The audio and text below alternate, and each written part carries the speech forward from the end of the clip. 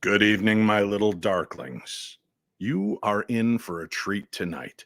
Whereas most shows we focus on many different stories from around the world that have happened in the past week, tonight we have a story so interesting, so compelling that we're centering the entire episode around this. And once you know more about our guest, you're going to want to make sure to stay tuned. Share this episode, alert the neighbors, shake the baby, wake the dog up. Everybody should hear what's about to come your way right here on the Paranormal 60 News.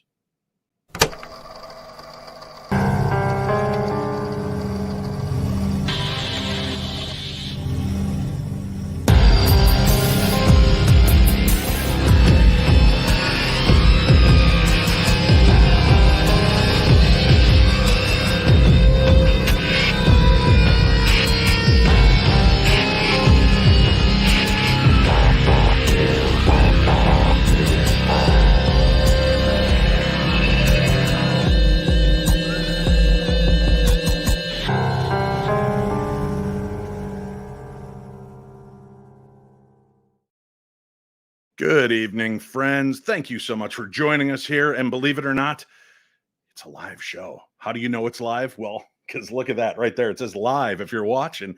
I like to put all my cards on the table and let you know that this is a live show. And I'll be watching the questions because Chachi won't be here with us tonight. So if we could just have a moment of silence for Chachi because he has to work. His real job is making him work tonight. Can you believe that? This guy needs a break. But do you know who ditched out of his duties for the day to make sure that he would not disappoint all of you? Oh, no, not the colonel. He's much too entrenched. There's only one soldier left here with me. One man to my right, ready to go into battle with the paranormal, ladies and gentlemen, the paranormal detective himself, Greg Lawson. Hey, Greg. Hey, Dave, how you doing, old buddy? I'm good. It's good to have you. Just you and me tonight as hosts and anchors of the show. No other news stories. This is going to be weird. Yeah. Yeah. Good reason, though. Good reason. And actually, it worked out really well that Chachi couldn't be here. The colonel couldn't be here tonight. I'm telling you. Right, because this is going to be a fascinating show. But I've got a couple of things that I've got to make sure that we mention right off the bat. First of all, for those of you all around, I am going to be on the Jason Show tomorrow. It is a syndicated show in about 5, 6, 7, 8 different states. You'll be able to tune in and check it out. I'll be talking about some famous and haunted hotspots, some of the experiences I've had while investigating. So if you're familiar with the Jason Show or you follow them on social media, you can stream the show as well so you don't miss it. That is tomorrow. And then I am off, Greg, to do something I'm very excited about doing. I've been called back to high school. I'm going 21 Jump Street. Yeah. That's great. I get to walk the hallowed halls of Lake Park East Campus in Roselle, Illinois, where I went. No, I'm there as TV's Dave Schrader. I'll be talking about ghosts, angels, otherworldly visitors, and the doors are open to the public. And you know how much it costs to come see me do a presentation tomorrow at my old high school? Probably $100. That would be a great price, but not for the people that I love. I'm going to drop the price this one time. What do you think would be a good price for me to give all of our darklings across the United States? $50. $50 would still be a steal to get a chance to, bask in the glory that is TV international sensation Dave Schrader. But I feel I can do better than that, Greg. I think I can go lower. Wow. $20. Wow. That's low.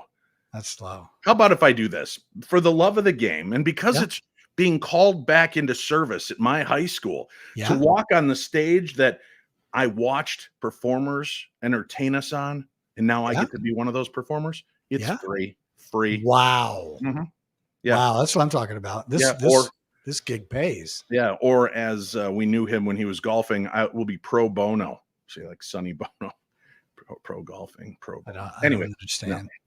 I didn't think you would, but I will be there tomorrow, Thursday night in Roselle, Illinois, Lake Park East Campus. So if you're looking it up, come on out. 7:00 is the beginning of the presentation. Don't be late. Come on out and let's talk weird, spooky, crazy stuff for the spooky season. So that's going on. And then this Saturday, I'll be in Rock Island, Illinois. Oh, yeah. The haunted Rock Island YMCA Paranormal Expo. That's what I'm talking about. Yeah. Darknessevents.com. You'll find the link there. Find a way to join me and be a part of it. This is a little something different tonight, Greg, because usually I do this next segment on a classic movie that may have been forgotten, but tonight it's time now for Upon Further Review. And the reason I'm still going with Upon Further Review is because the movie I'm going to talk about, the movie I got a chance to see and be a part of the big opening here in the Twin Cities yesterday, was The Exorcist. Believer. Boom. Yeah. Wow. Now, I'm going to tell you, I was not a fan of Exorcist 2, The Heretic, and Exorcist 3, The Grab for Cash. I wasn't even a big fan of the Exorcist TV series that came out a couple years back. So I was hesitant about this one. And I was not sure what to expect. This was going to become an actual sequel to the very first Exorcist.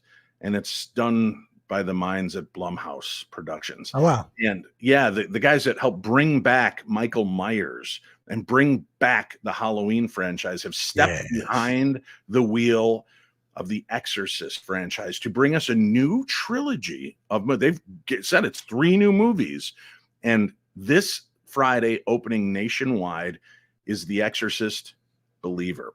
And I went into this movie not sure what I felt, not sure if I was excited about this, reticent about it, or how to feel. And then I saw the movie. Let's take just a little peek.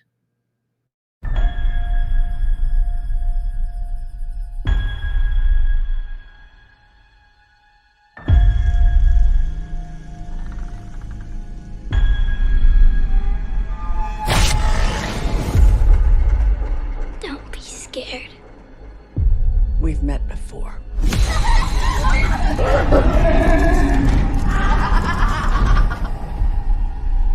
Are you looking for Reagan? Are you looking for Reagan? He burns in hell!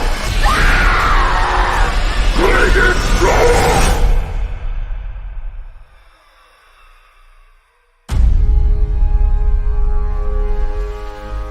What do you think evil is?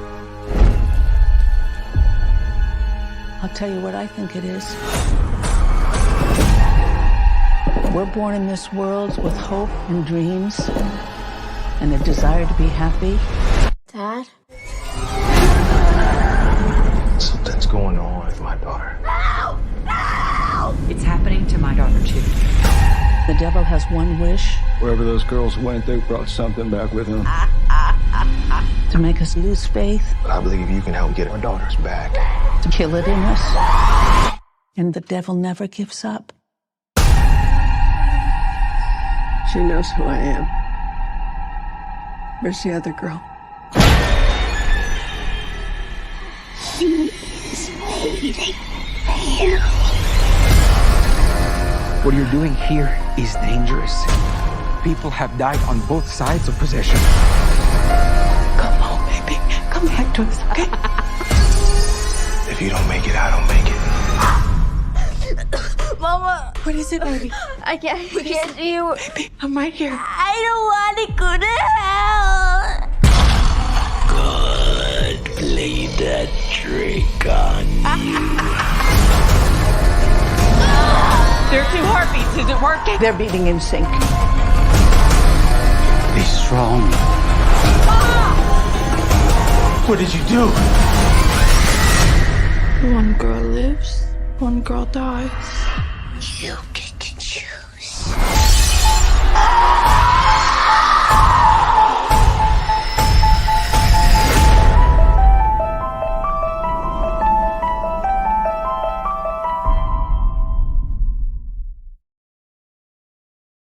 The Exorcist Believer is in theaters nationwide this Friday.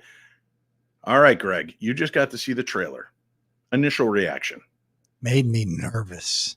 Right? Yes. Right? A little Now- nervous. Hey, Mom's there, right? They brought Yeah, they Ellen brought Mom Burstyn back. is back. Wow. Playing, I think it's Ellen McNeil, I believe is her name. I'm hoping I remember that properly. The mother of Reagan. Yeah. And it is really interesting the way they bring her into the story and bring different facets of possession and exorcism to the concept of what this movie is. There were some really good jump scares in this movie. And it was those kind of things where not jump scares like a cat jumping out, freaking you out. It was that it was so intense at points. And there are such terrifying moments that I think they did a really good job of hearkening back to the capturing the imagination of people that they did in the first Exorcist movie. It's going to be hard to live up to that original shock value, but they pull out all the stops in this movie, and I think it is really, really well done. I've been surprised because I'm watching and there's all of these articles coming out. Oh, it doesn't live up to it. There's not a devil of a chance. It'll survive, blah, blah, blah. And I'm thinking, okay, these are the critics.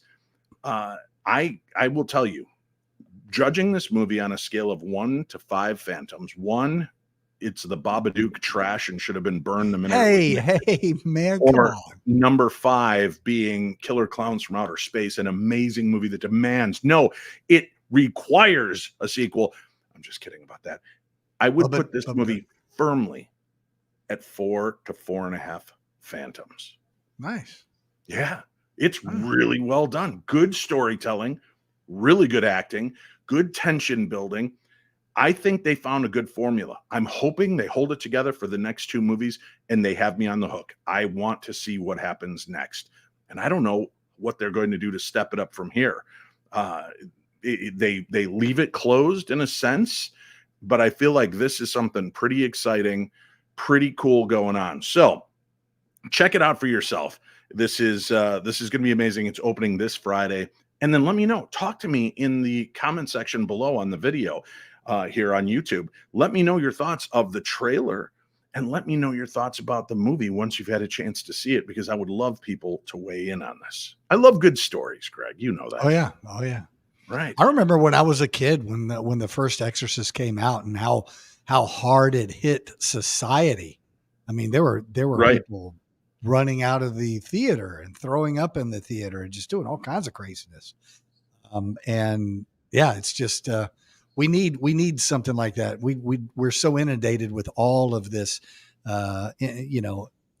indoctrinated with all of this weirdness that it's hard to really get into a story. So yeah, I love a good story.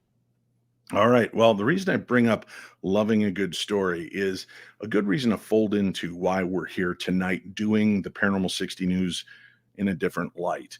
When we get a chance to go out and travel, usually we are the ones on center stage sharing our stories, opening up about the things that we have witnessed, the cases we have examined, the history that we have researched. But when we were at Phenomicon in Utah, Vernal, Utah, a few weeks back, Greg, something really spectacular happened. They flipped the script. They took us out to this remote little area for this bonfire. They gave us a chance to all eat together in this kind of paranormal commune sense where everybody was together, dining, having, great fun together, talking. And then as the sun began to set and the sky became alive, people started to step forward to tell their own stories of the strange and supernatural. And throughout the night, there were some compelling stories, some heart-wrenching stories, some terrifying stories, but above all, one stood out. Greg, is that a fair assessment? Yeah, it stood out a lot. Yeah. We had an opportunity to hear from a gentleman that kind of supersedes expectations when it comes to hearing an encounter with the strange, the things that we love so much on this show. So I want to make sure I get this right. I've got it written out, Greg. See how I do this? I put it on paper so that I can read it and make sure that I don't mess up. No, that's a great idea. Yeah. That is a great idea. And prior to the show, he told me how people mess up his name all the time. And now I'm stressing his last name because now I'm suddenly questioning what the proper pronunciation is. I know it's not Cassell. That's his secret agent name. Cassell? Help me out here. Cassell. That's what I thought. Yeah. Scott J. Cassell is an American explorer, underwater filmmaker, and counter-terrorism operative.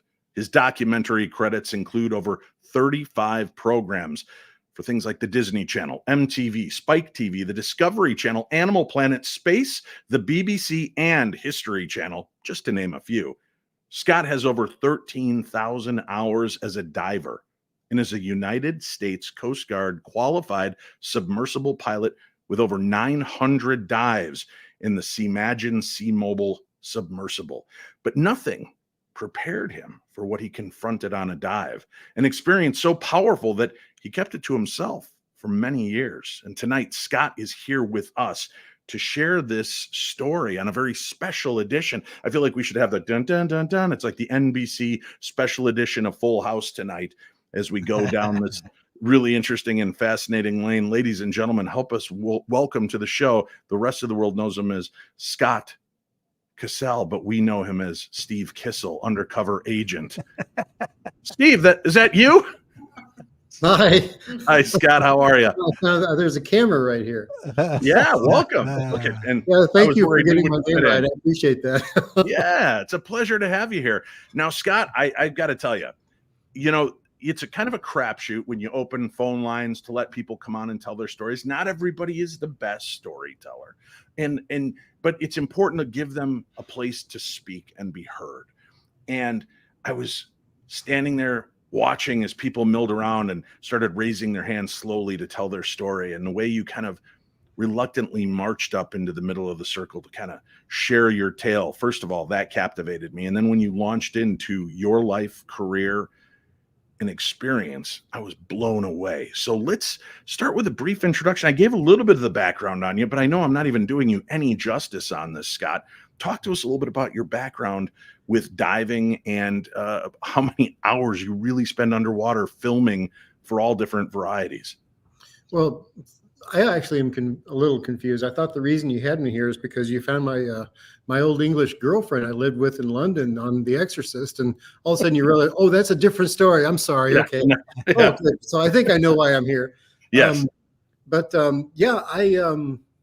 I get bored easy, so I've always been looking for something to keep me busy, and I'm just like anybody else who just loves the ocean. I like spending as much time as possible underwater. Mm-hmm. But I must say that I think that's the Wikipedia thing that you found, and that was done, or I'm not sure that's the right name. I don't know.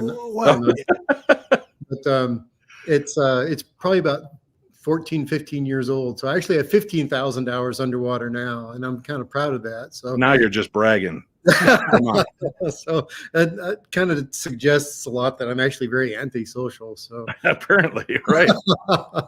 But yeah, I mean, you pretty well covered everything, except I've done a few more shows than that. I've done a little more time underwater than that, and since that time, I've dove 5 different submersibles as a professional pilot for a lot of different people, including I even worked for Ocean Gate. I actually helped start them off as one of the first sub pilots to teach them how to dive subs, and I was voted off the island shortly after that. And we see how that all worked out. So, but so it was kind of an interesting little. Since I met you guys, I learned something about that. Well, I'd like to know one thing real quickly before we get into this, since this is a paranormal themed show. Prior to the experience that you're going to describe to us in a few minutes, what were your thoughts on aspects of the supernatural and the strange, the anomalous? I've spent, about 45 years as a submersible pilot and a commercial diver, both saturation, military, hard hat salvage. I've done a lot of different hats, literally as a diver. And to me, everything's explainable. It's just an unknown temporarily. You can explain it through science or through engineering, through known mathematics. You can pretty well determine everything that you see. And you got to understand is that when I close the hatch on a lot of these different subs, I'm going so deep that I'm probably seeing something that humans haven't seen before. I'm literally the first person in the world to have ever been there. I mean, the ancient shoreline is 300 feet deeper than it is now. So if you were to remove 300 feet of the ocean, now you're back to the old Paleolithic shoreline. But I've gone, 2,000, 1,000. It just depends on the different sub that I operate, the depths that I go to, and nobody's ever been there. So I've seen things unknown by science. I've seen, giant fish that I can't explain. I've seen jellyfish that I don't know what they were. I've seen some of the most tiniest little beautiful animals that are right up close to the acrylic that I've never seen it before. And I've taken pictures of it and sent it to people I know at Scripps and Woodhold, and they're like, nope, haven't seen that either. So I've seen a lot of species unknown. So, but they are species of animals. They are animals that live here with us. So everything's explainable. It's just new. Right. Everything's cryptozoological until it's found, and then it becomes categorized as zoological, right? So the ocean, really the last final frontier for us to invade on this planet. There's still so many mysteries that live in the waters that it's, I know just off the shores of Papua New Guinea, they seem to uncover, 10 to, or what is it, like 100 to 1,500 different species of creatures and fish every year. So it's amazing to think by the 21st century, we're still documenting and uncovering new mysteries. So what brought you to this dive that day, if you don't mind me asking? Well, this particular dive, I was, I filmed a lot of new things. I've filmed a lot of things that haven't been filmed before, and I pride myself on that. I'm the first in history to film a giant squid. Problem is, I filmed it in low resolution, so they couldn't tell exactly what it was morphologically because of the resolution. And somebody else came in years later and filmed a giant squid. And then the technology came out where they could refine my footage, and they called a Linux system, and they put it through, and they said, oh my God, yeah, that's definitely a 54-foot Architeuthis ducks. But by then the fanfare had already gone to somebody else. But I filmed it years before anybody else did. But I've also filmed a lot of animals that, they're kind of mundane, but they still haven't been filmed before. And one of them was called a totuava. And this was a fish that lives in Mexico that's been hunted to extinction, pretty much. And a very small population of them exists still in the northern Sea of Cortez in Mexico, Baja California.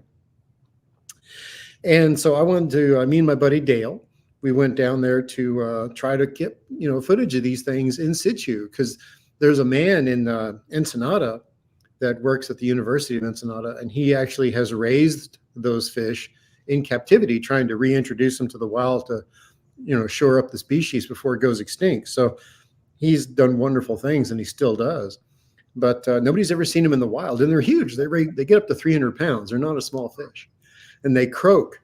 They're a croaker. They're like a white sea bass. They actually croak like frogs underwater. So, and they live on a seamount, which happens to be hydrothermally active. So there's freshwater hydrothermal vents under the sea there, putting out water that's several hundred degrees. It just doesn't boil because of the pressure. Okay. But it's still hot enough to pretty well end you. If you go into one of those, it'll scald you like a lobster. And so we're going down there trying to film this thing. And our planned dive is only 250 feet. And we're wearing mixed gas rebreathers. And the design is that we come to the top of this seamount at 165 feet deep. We anchor on it. And Dale and I drop down to that. And beautiful. It was relatively clear water. We could almost see 15 feet. And so, but to me, that's clear in Sea of Cortez in the northern. So we both went on down to about 200 feet deep to the edge of this cliff, where the seamount is actually going down to a point where there's a rock ledge. And then on the other side of that rock ledge is a mud slope that goes down to 1,600 feet deep. Well, just before we hit that ledge, which was the deepest that he was going to go left, I was going to go right. And we're just going to hopefully come across something cool. And we're in a rebreather and communications, we can hear each other. And so, Scott, have you not seen horror movies? Because the minute I'm going to go left, you're going to go right. Never works out for most people. Yeah, don't go in the basement. Yeah. I'm that guy. Yeah, wow. So, all right.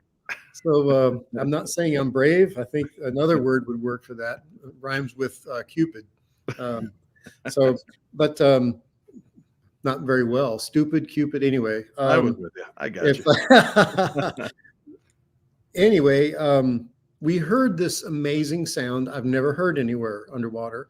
And it was the sound of like, you ever heard a construction site where you got these giant D9 caterpillars with the big blades on it, and they're pushing around rocks, giant rocks, bigger than people, and they clunk and make the most amazing sounds. And they can make the earth move. You can feel the vibration with these giant machines moving around. Well, at 200 feet deep, damned if I didn't hear that down slope.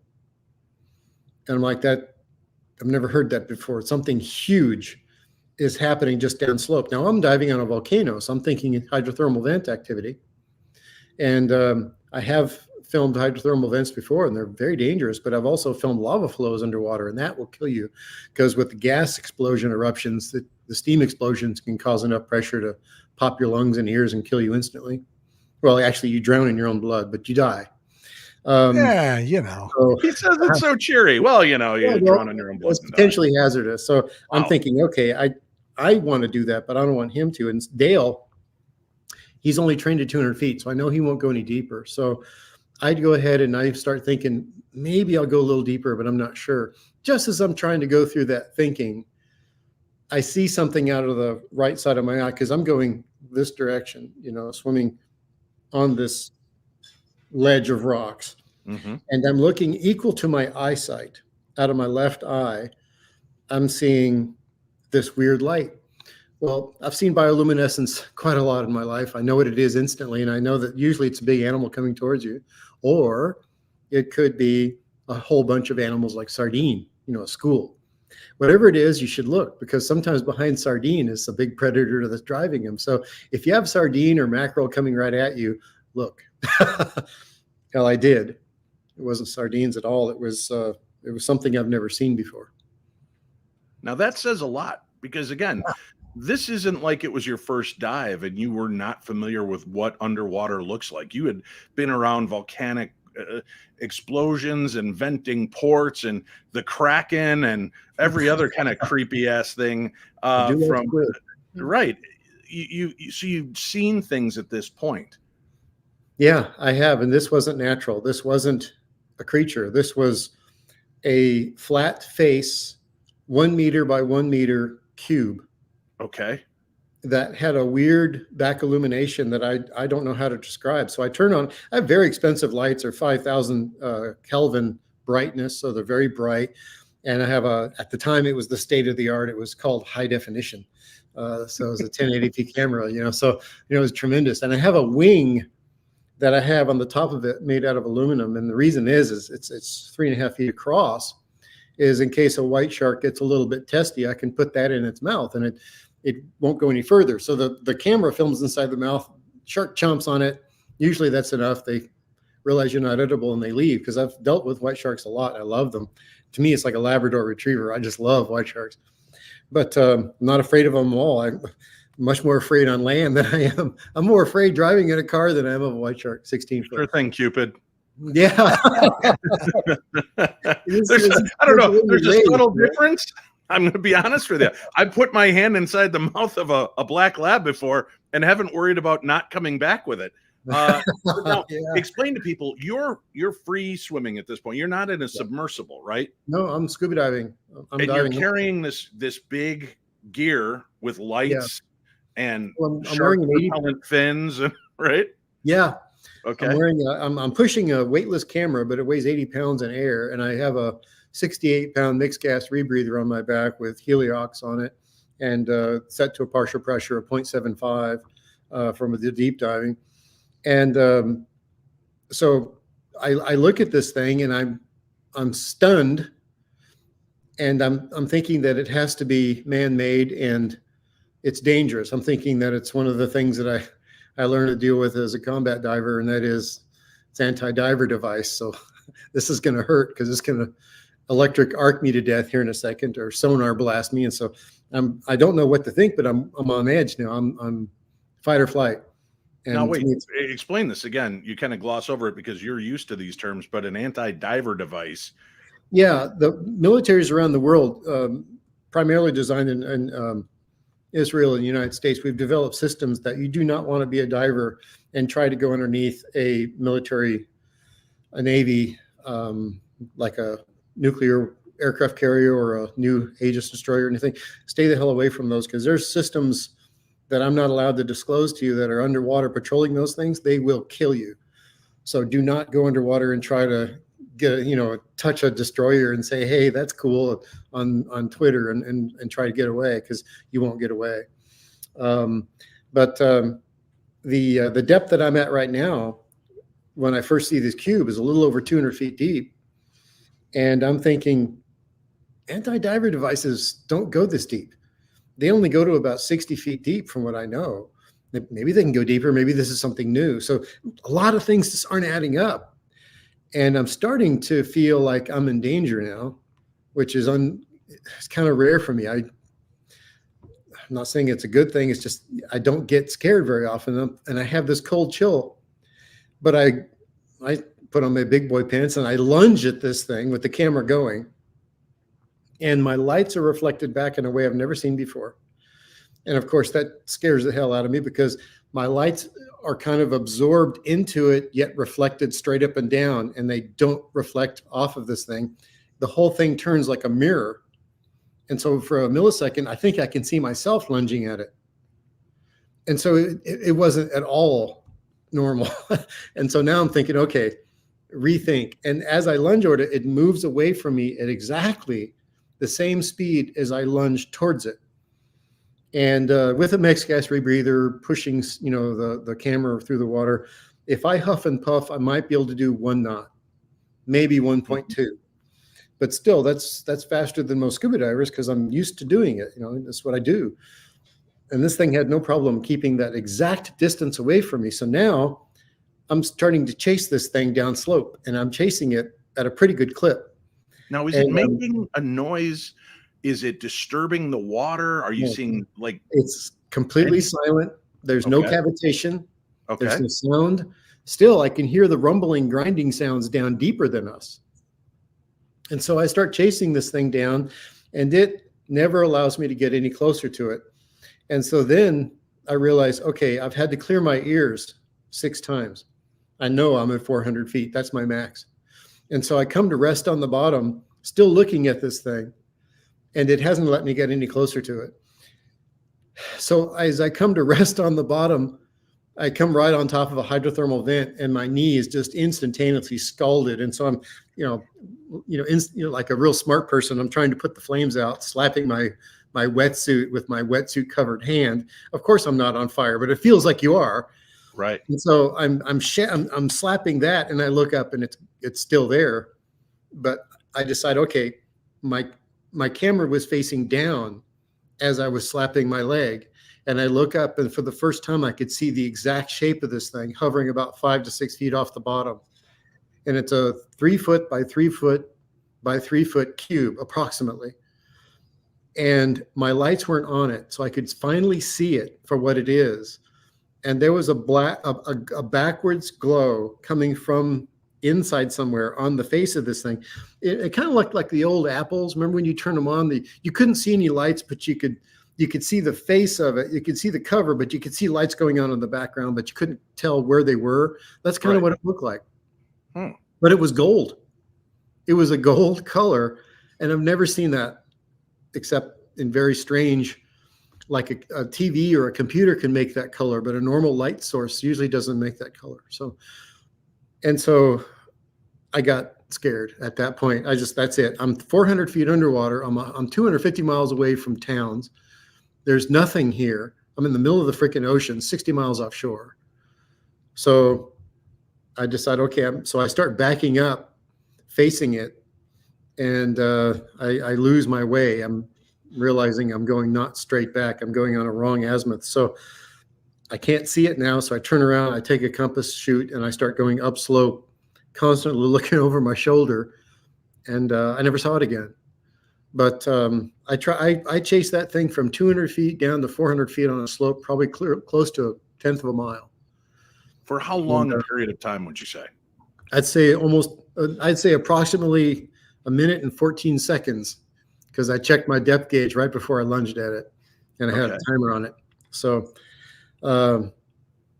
yeah, I never want to see it again, honestly, because a lot of things happened to me after I saw that. I started challenging a lot of the things that I knew, and some of the things that I've seen underwater, I'm starting to question was in the distance, was that bioluminescence or something else? And, I've never believed in ETs or ghosts or Bigfoot. And here I am now. I own my own submarine.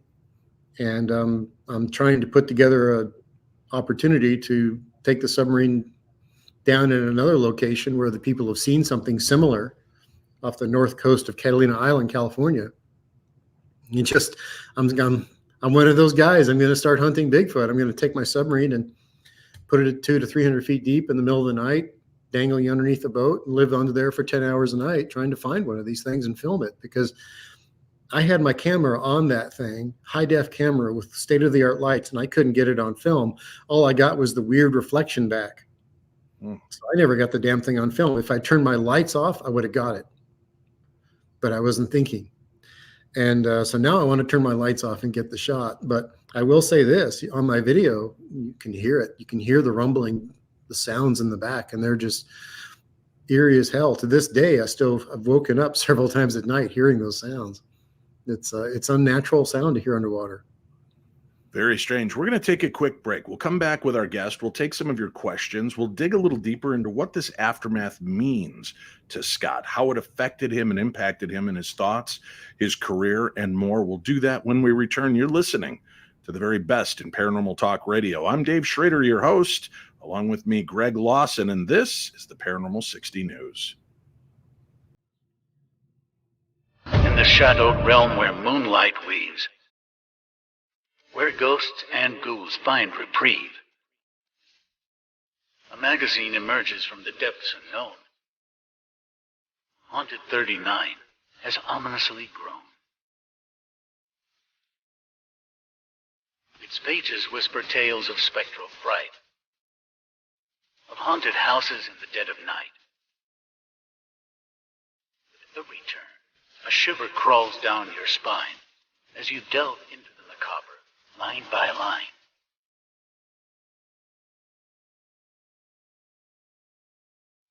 Order direct from hauntedmagazineprintshop.com. Available in the shops from the 5th of September. And remember, kids, don't be normal. Be paranormal.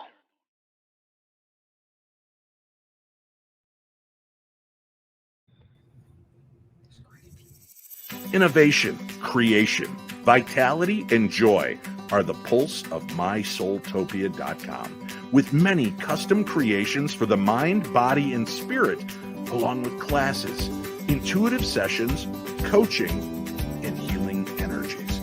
mysoultopia.com strives to bring sophistication with a twist to the metaphysical and the holistic market, while raising the community's vibration and channeling the new paradigm, which means new and exciting adventures for all. mysoultopia.com is utopia for your soul.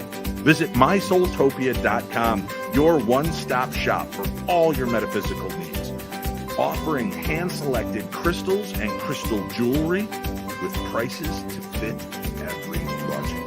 mysoultopia.com offers the best selections of tarot and divination cards by top designers, expertly curated and award-winning book collections from top authors on every subject you'll need on your spiritual journey. mysoultopia is also proud to offer the finest singing bowls and an eclectic collection of the most amazing gemstones, crystals, and crystal jewelry from the top metaphysical designers in the world.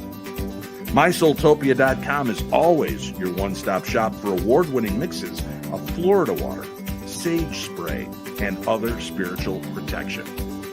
So begin your journey with the best resource, mysoultopia.com. That's mysoultopia.com. Why mess with the rest when you can start with the best? mysoultopia.com. Again, that's mysoultopia.com. Hello, friends. The Paranormal 60 swag shop is open. You can check it out for a whole bunch of amazing items that we are going to be carrying in the shop. Everything from cell phone covers to baseball jerseys to t-shirts, sweatshirts, water bottles, and beyond. And not only will you find an eclectic collection of the Paranormal 60 swag, you'll also find amazing swag with witches and monsters and beasties galore. So what are you waiting for? Go check out the Paranormal 60 swag shop.com. Show your love as a true darkling and go get your swag right now. Again, that's the Paranormal 60 swag shop.com. Are you like so many others, coming into abilities that you don't understand and unsure where to safely begin this journey of exploration? Well, award-winning psychic and medium Michelle Welch has the answers. Michelle Welch is the author of the award-winning book, The Magic of Connection. Stop cutting cords and learn to transform negative energy to live an empowered life. In this book, you'll learn how spirituality and intuition can help you heal your inner wounds while staying connected to the people that you love. Author Michelle Welch shows you how to work with the energies that connect all people, and you'll learn to transform and transmute negative energy in ways that support your personal spiritual journey and help you reach a more powerful and meaningful life. In her newest book, Spirits Unveiled, a fresh perspective on angels, guides, ghosts, and more, Michelle teaches you how to identify and deal with the spiritual energy around you every day. Each chapter features a specific kind of spirit and teaches you how to sense its presence, identify and connect with it, and set the boundaries you may need, all while demystifying the process and making it easy and accessible to everyone, from the beginner to the expert. You'll learn how to understand elementals, connect with an ascended master, protect against psychic attacks, astral travel, and more. Providing meditations, visualizations, and inspiring stories, this book helps boost your intuition and spiritual experience. Unleash the real you. Get the books, The Magic of Connection, Stop Cutting Cords and Learn to Transform Negative Energy to Live an Empowered Life, and Spirits Unveiled, a fresh perspective on angels, guides, ghosts, and more. Buy them now wherever you purchase your books or by using the link on today's program guide. Life is confusing enough. Why not make it easier with award-winning help from Michelle Welch? All right, welcome back to the show. I am your host, Dave Schrader, co-anchor this evening, Greg Lawson. And Greg, your fans are out there, man. They're paying attention. Ben Turner says, crazy. Hey, Ben Turner says, hey, Greg, never kiss your honey when your nose is funny. You may think it's funny, but it's snot. And that's worth $10 from Ben Turner. Yes. Somebody else said they owe me a bottle. I'm not sure what that's all. Not sure what that means either. A Little Sprite has dropped $75 on our show. So thank you very much, Little Sprite. Awesome show tonight. Glad Greg could join you. It's always good to have him here. And the Debster throwing $2 our way, saying Dave and crew, the most handsome and funniest ever. So thank you very much for the love and support. That's right. Super stickers, super likes, super loves. All of these things are turned on. If you're watching on the YouTube, you can always go in there. And if you're watching it in a rerun, you can continue to give super likes, super thanks, super stickers, little donations that go a long way to keep the show content free and available to everyone. All right, let's get back to it, Scott. We want to talk with you because this is pretty amazing. The kind of activity you have to see something that is paradigm shifting for you. And Greg, you've been a diver, you're a reclamation expert and have helped bring up bodies and missing things.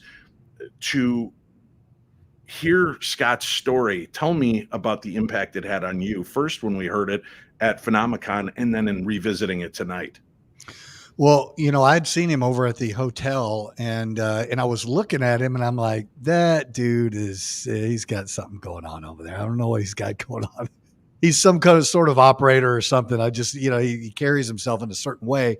And I just kind of went, okay, I need to watch that guy. And so when we went out to the bonfire, the huge bonfire, and he came up and he told his story, man. It just kind of stopped everything for me.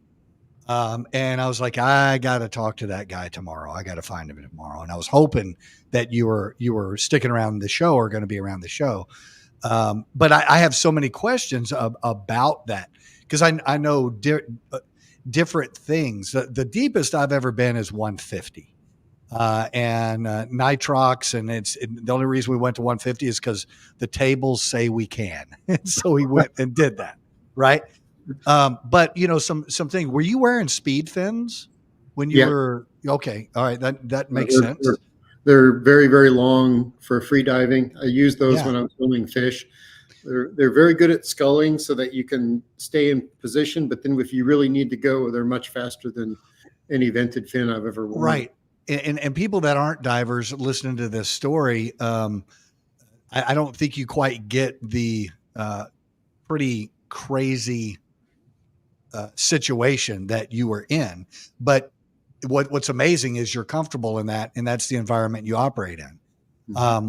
When I was diving, the only thing that I ever really saw that was very strange, we talked about, was that the whole bottom of the ocean started moving, and the divers I was with the pararescue unit and some Coast Guard guys. And we promptly inflated our buoyancy compensators to the max and opened our mouth, kicked our heads back and exhaled all the way to the surface to get out of there. Because had no idea what this thing was. But it was so big. And it could have been, let's say 100 little things, but I don't think it was. It was, the ripple was in a way that it was something very, very large. So I was just fascinated by what you were saying. And I also know the ramifications of someone of your qualifications, someone of your experience who's working for the BBC, is working for National Geographic, to even hint that you saw something like this can be a career changer. Yeah, it really can. I don't know if I should, start talking about that right now, but well, let's mention Loki feels your pain because her ears pop when she gets off the toilet, so she knows the real depth to which you guys are working on this stuff. That's a great I've had 11 ruptured eardrums in my life from explosions and gunfire bullets hitting around me, and being hit by a giant squid and being dragged down by a giant Humboldt squid. And I've let help. Look, ear popping is a very sensitive subject for me, so I totally get it. So one time I was pulling the hook out of a tiger shark's mouth, and I was trying to pull it out. It was rusted. And as I pulled hard enough, she decided that was it. I've had enough. And so she turned on her own axis, and her 6-foot caudal fin, slapped me in the head and ruptured my eardrum right through my mask. I'm like, okay, I deserved that. That was cool, but my God, that hurts. So I don't like ruptured eardrums. I've had my share. Dear Darklings around the world, fear not, for your faithful leader will never, ever utter a statement like, I was pulling a hook out of a tiger shark's mouth. I won't even talk to people that normally do that because that's too outdoorsy for this guy. That is crazy. Now, Greg brought up an interesting fact. You've got this pedigree. You're looked upon and respected around the world for the work that you do and the things that you bring to your service. You've seen something. You can't necessarily say what this thing is, but you know it's not normal. In your work with the military and law enforcement and film crews, you have and anti-terrorism, you have a great handle on things that should be there. What is when you return, obviously you're worried about your burned leg, but how long does it take you to process everything that you witnessed in that moment? And how long before you tell someone? I'm still processing it. I'm still looking for answers, and there hasn't ever been one. And this happened, sometimes I forget the date sometimes. I think it was in 2014. So it's been a long time. Actually, I think it was 2004. So that's right. I just came back from Iraq. So when it happened, so it was 2004. So it was pretty nasty. The problem is that, I kept it quiet. I'd never even told Dale when I got on the surface. And I trust Dale with my life. Although he'd be happy to sell my liver, he's still my friend.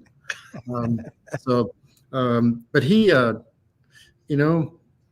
you just don't share things like that with people that you think might, maybe accidentally let it out. So I really haven't told very many people at all until basically that fire right there in Vernal. Honestly, I think I've reached a point now where I really don't care who thinks kind of that I might be a little bit on the razor's edge of crazy, because I've seen things other since then, but nothing quite like that. But my point is that how you hear commercial pilots can't talk about seeing a UFO, they can lose their job and everything they've worked for. And becoming a commercial pilot is no small task. And to get qualified to fly that level of aircraft, sometimes it takes you 15 years of training, education, and experience before you ever get behind the steering in the cockpit of like a 777 or something like that. It just doesn't happen quickly very often. So to lose that because you said you saw something, so, well, I had a friend that I thought was my friend, and he was one of my major sponsors I used to have. And I leaned in one day and I said, because he's helped me a lot with expeditions to help promote the brand that he had, which I'm going to let him remain anonymous. But when I told him that I saw this thing underwater and I'm not sure what it was, and he says in his thick European accent, well, you mean like an animal? I'm like, no. I think this was, he goes, man-made? Military? No. Aliens? Yeah. Well, I lost my sponsorship almost immediately. In fact, I'll never forget it. I lost my sponsorship on November 11th, which is a pretty important day to veterans. So there's supposed to be a veteran-friendly sponsor, and they're like, yeah, we'll let you go on Veterans Day because you're a nutcase. So that really hurt. And so again, what do? You stop telling people. I kind of became a little bit of a hermit, honestly, and just doing my own little projects. But the thing is that I've done a lot and I've seen a lot, and I'm very proud of my service in filming animals for people to see that can't get to where I can get. I'm proud of defending people that were being hurt by bad people. I'm proud of defending, cultures that need it. I've been a medic as well as a soldier. So, wherever I go, I'm usually trying to help. But all that goes out the window as soon as you say you saw an UFO. I saw this thing underwater. I've never seen one in the air. I mean, I kind of sort of think I did, but that wasn't like, oh my God, that was definitely UFO. What I saw underwater was a machine that I have no idea how it was built. It was so effortless and clean and perfect moving in the water that it didn't even cause vortices. In other words, now I've filmed whales. I've literally had my camera on the nose of whales. And as a whale moves away very quickly, the water that's pushed aside creates a vacuum and you get pulled right with it. And so I was thinking as this thing was moving away from me, I was going to get spoiled and pulled into it. Nothing like that happened. It was almost like it wasn't displacing the water. It was displacing something other than the water, because it didn't make any sound. I didn't feel any ripples. And I was a matter of 6-7 feet away from it the whole time.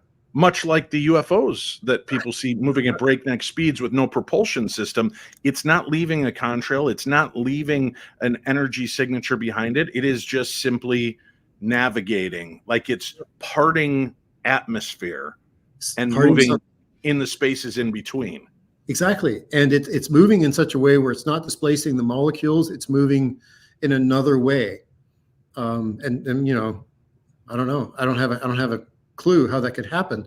But as I'm up against sharks and I'm up against Humboldt squid, or I'm up against whales and I'm filming them close range, and then something happens and they pull away, you're pulled in right there with it. You can feel that envelopment of the pressures, with a negative pressure called delta P. You can feel it instantly and you know what's going on. You're familiar with it. Well, that didn't happen this time.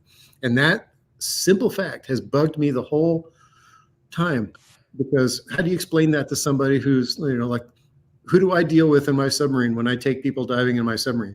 Engineers and scientists. Well, how do you say, I saw a UFO once. They're going to be like, okay, surface this boat, let me out. You're a nutcase. I don't go around saying, oh, close the door. Maybe we can see another UFO. You should. Christina Jessup says, thank you for telling your story, Scott. There are so many people who haven't spoken out because of that exact fear.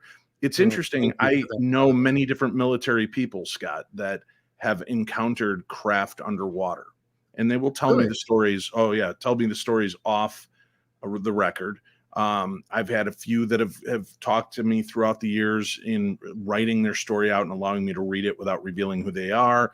I've had those kind of experiences with people that I believe that have the pedigree and are truly trying to just get the story out because they know what they saw and it's still, they can't rectify it in their own life. So you're not alone. And what I found interesting was, especially we were saying around nuclear vessels, they've got these things that the government puts around them to protect them so that things cannot get underneath and do damage, right?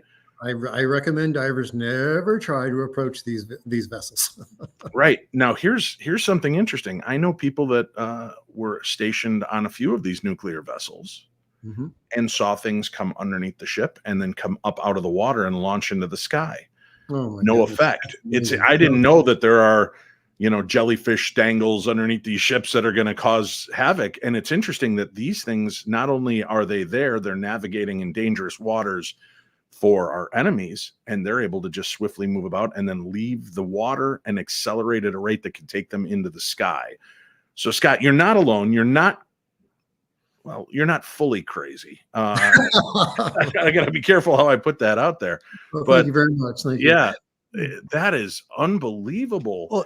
Well, I have to say, you were talking about Catalina Island. When I was on Nimitz, I was air intercept.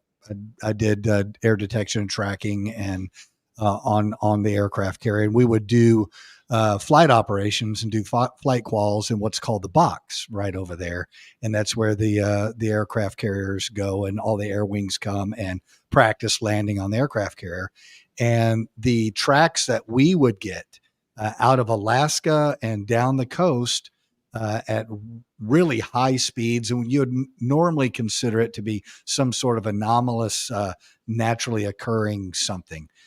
Yet they would change course and speed, which tells me that no, that is something else. We're getting good radar on something else that's able to do this.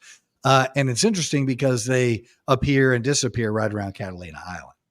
So that's kind of reinforces one of the reasons I want to go there, because I used to be a tourism submersible pilot on Catalina Island.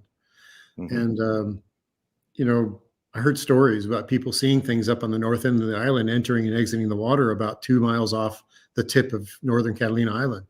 Well, I just happened to have a submarine. And so I'm trying to organize friends and funds. Let's talk after the show, because I know somebody that might be interested in helping. Anybody who wants to help me do this, if they don't mind being inside of a telephone booth with me for about 4 hours, I'll be happy to dive them, because that's how small my submarine is. Let me just say real quickly, for those of you paying attention, you're going to have to step up your game. $2, $10, $75, $25, and $20 are kind, but they're not getting me under the water with Scott. It's going to need to be bigger donations. But thank you all, and Bridget Connolly and Loki, for your donations. We appreciate that tonight. No, seriously, there is a documentary, Scott, that's online. It's called A Tear in the Sky. Please check it out, and I will introduce you to the director and producer behind it, because I think you might be interested in where they're finding activity and what they're finding. So I really would. Honestly, I'll tell you this, gentlemen, straight up. First of all, Greg, thank you for your service. And straight up, and thank you, Dave, for what you do, because of the kind people of Phenomicon and you, I felt empowered to say this in public, where I never would have. I probably would still be completely quiet about it. And saying it was medicinal. It was helpful, because now I want to go look for it again. And I just want to film it. I'm not trying to capture it or do anything. I'm just trying to film it and then get whatever data that I can, and then give that information away for free. I'm not after making any money on this. I just want to know that I am not crazy. I know I am. And I support that, Scott. So when you capture it, you can give it to me and you don't have to make any money off it. I'll do that. Depends how cool it is. If I have two little aliens dangling right outside the, that's true. Yeah. If they're mooning the front port, I might sell that. You can name one Steve and the other one Cassell. So that way yeah, my passwords. Let me let's see what we've got here. Christina says, do you think we are seeing more UFOs, or are people more comfortable speaking about it now? What do you think about that, Scott? Oh, I'm more comfortable talking about it now, where I never would have 10 years ago. So I think that she's onto something there. I think that I'm not gonna preach, but a lot of people, including myself, completely believe in God. And I mean, when you see things that I've seen, when you see two whales mating, when you see a 40-foot shark, and when you see a 54-foot giant squid, if you don't think there's a God creating all of this, there's something you need to really look inside yourself, because the majesty of the sea is off the charts. And by the way, I think squid are actually from transpermia. I think they're aliens, by the way. But that's just because the DNA doesn't match anything else, and they look so crazy. But same with isn't that what they're finding with some of the jellyfish too? That they don't seem like they belong. The DNA here? doesn't match anything else. Yeah, it doesn't match anything else. And come on, if you think about a squid, I mean, it's the Earth's resident alien species. They got problem-solving intelligence. They have 1.2 million chromatophores. They can change their color in a 64th of a second. And the chromatophores are wired directly to the brain. They think their color. It doesn't go to a central nervous system. Therefore, it's closer in operation as a language than it is, a simple reaction. And I've filmed them doing 11 different color patterns directly to behavior. So they communicate and tell each other what to do. I filmed it. So they're incredible. I love that. And as somebody who said that you didn't necessarily believe in Bigfoot, and for people out there that are saying we would see something, you have no concept of how eloquent the animal world is. Isn't it the cuttlefish that can go from a full color to completely transparent? Pretty much they can. When they're young, they can be transparent, absolutely, and it's right. Adorable to watch. There's actually something called a J squid, which is semi-transparent except for its organelles, and you can't see the animal except for the eye and a few little things inside of it unless it changes its color. Then, oh my God, there's a squid there. But which tells us maybe there is something to cryptids and how they can adapt and be there 1 second and not there. By the way, that's a quick little lead in, folks. We're going to be talking to documentarians about a documentary that I watched while we were at Phenomicon about Bigfoot, and some unbelievably compelling footage that, wow. I can't wait for you guys to see it. I believe it comes out later this month, the document. You know what I'm talking about. I saw that with you. I was in there with you, and I had trouble closing my mouth. That was just jaw-dropping. Yeah, it's exciting. So that's going to be coming up a little bit later on this month. And there's a part of that story in there that made me almost collapse onto the ground, because I'll be darned if there's not a relationship between what I've seen and what they said they saw.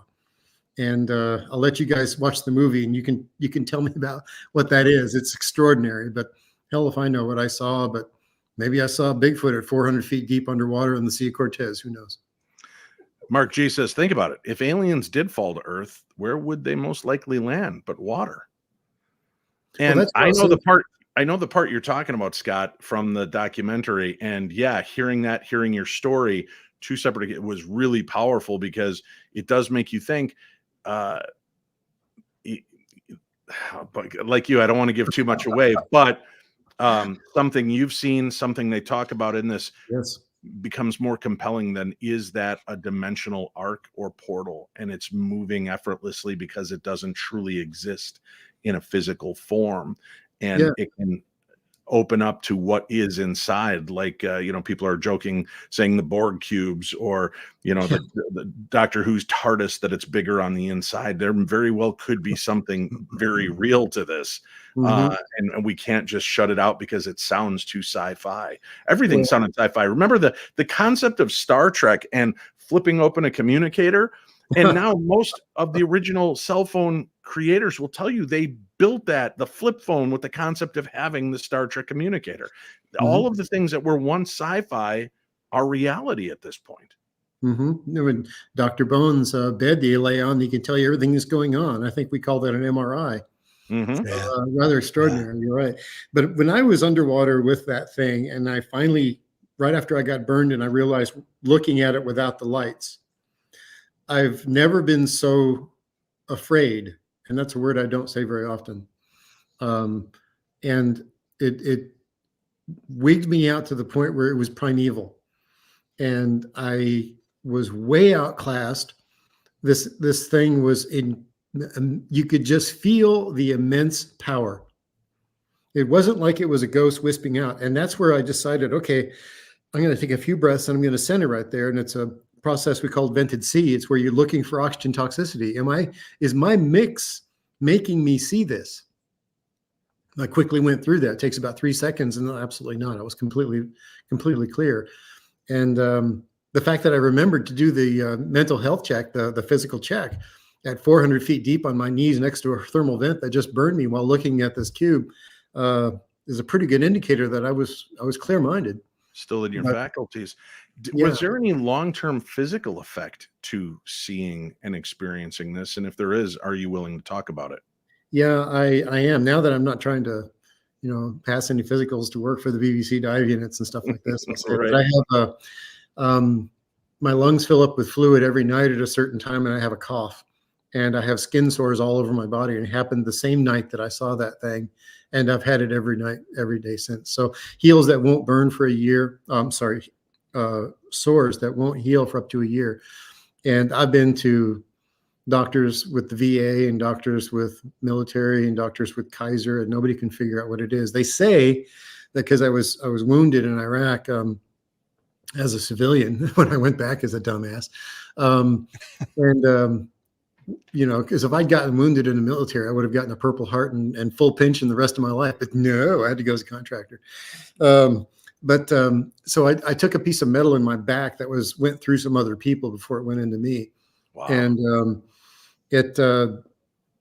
I have doctors saying, well, it's probably some weird infection you have, and it's causing a neurological reaction because it went into my spine and paralyzed my left leg a little bit. And they're saying that because the tip of this sharp object went into near my spinal column, that the infection set into the spinal column, and now it tracks out to nerves throughout my body and erupts from the nerves on the skin. That's what they told me. I said, what's it called? Well, I don't know. So it hasn't been all that helpful. I do know. It's called divermyalgia, and I just created that name. But yeah, I've got. You have a ghost there, Scott? I just heard a voice, and none of our lips moved.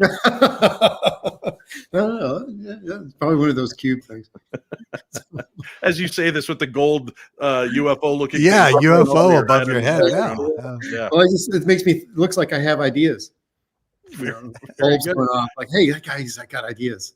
Well, Scott, we appreciate you coming on the show. I know we asked you for an hour. It's a little over, which we want to do on Wednesdays anyway. But is there anything that you'd like to tell our listeners, viewers around the world about this experience and its ultimate effect on you, and if they see something? Yeah, I have 3 quick things I'd like to say. Is that I do want to put together an expedition set to look underwater to see if we can film something. And I have a lot of ideas, but starting off with the fact I have a submarine, 2-person sub. She can go to 500 feet and stay there all day. And so I'm looking for opportunities to do that repetitiously to see what we can see underwater. But do you have a submarine, Scott? That's what we really want to know. Yeah, I do. Chick magnet. Yeah. So. I know, right? But the other thing is that I want to encourage people that have seen something that they really have seen something that has been bothering them. Tell people first that you can trust that are outside your family, like maybe somebody named Dave Schrader.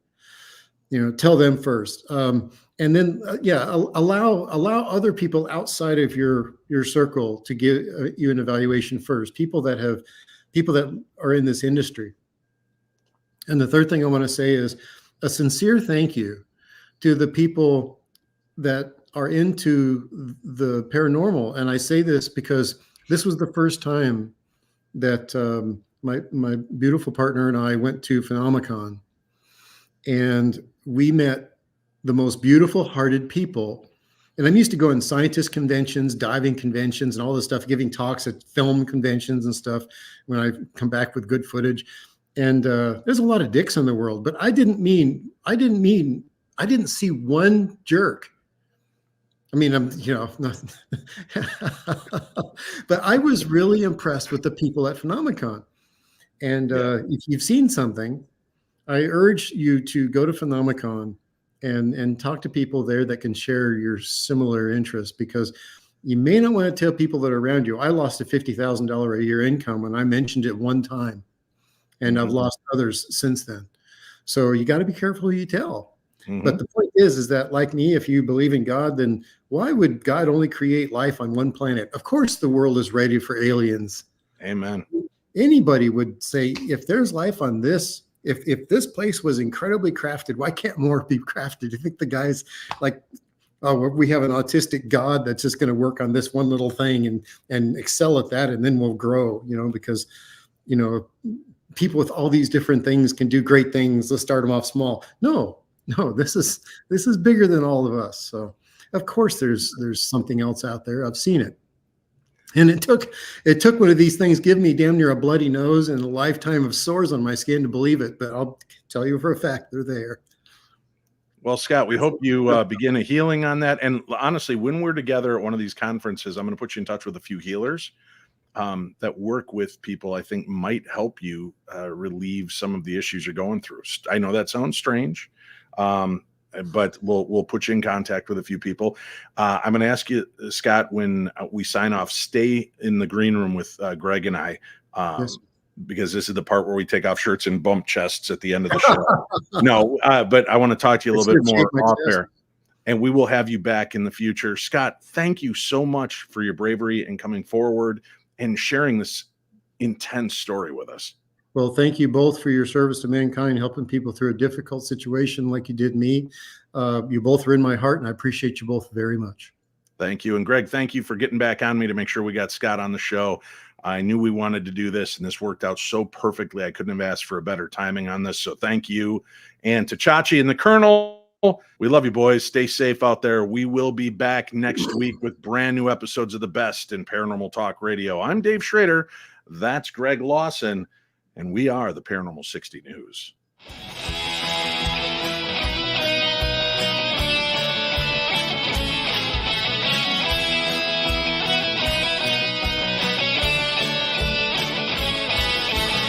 It's Wednesday night and I'm alone. The Paranormal 60's on. It's just for paranormal freaks like me, with poltergeist and ghosts and blues and UAVs. You miss a word, you do a shot. It starts to snowball and we laugh a lot. It's just like drinking with your TV friends. I'll be passed out before tonight's show ends, dreaming the aliens are taking me away. I'll go wake up till sometime late on Saturday. It's Wednesday night and I'm alone. The Paranormal 60's on. Schrader's on. Schrader's on. Schrader's on. Chachi and the Colonel and the Paranormal Detective, all these traitors copy and they all won't be corrected. He's got protected phrases and some crazy magic tricks. Even Scully cannot save him from the voice of Stevie Nicks. Schrader's on. Schrader's on.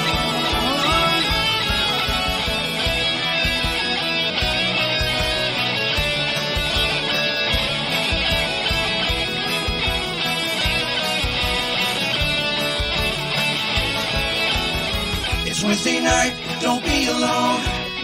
The Paranormal 60's on. Now one day Dave might even put me on his show. There's a ghost in my mom's basement, man, I live down there, I know. It's Wednesday night, don't be alone. The Paranormal 60's on. Schrader's on.